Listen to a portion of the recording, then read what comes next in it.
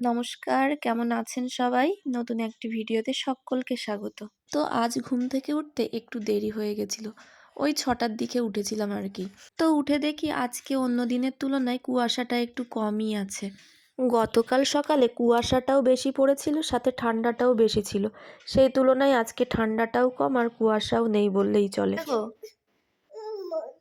শোনো, একটা কথা শোনো, আমার কাছে শোনো কথাটা। এটা কে এসেছে বলো? তো কাল আমাদের বাড়িতে এক ছোট্ট অতিথি এসেছে, আমাদের এক দাদার ছেলে। কি খাচ্ছ তুমি?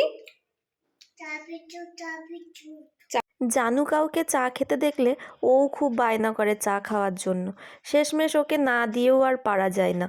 এদিকে মা সকালে একটু চা করে দিয়েছিল, তাই খাচ্ছিলাম। জানো তো, কেউ চা করে দিলে আমাকে তবেই খেতে ভালো লাগে, না হলে নিজে নিজে করে আর খেতে আমার ইচ্ছা হয় না। এদিকে আজ দুপুরে পাশেই এক দাদার বাড়ি নিমন্ত্রণ ছিল। আমাদের যেতে একটু দেরি হচ্ছিল বলে জানু চলে গেছিল তার দিদি আর জেঠুদের সাথে। আর যাওয়া মাত্রই দেরি না করে আমরাও খেতে বসে পড়লাম। আর আমার ভিডিওগুলো তোমাদের কেমন লাগছে অবশ্যই কিন্তু জানিও।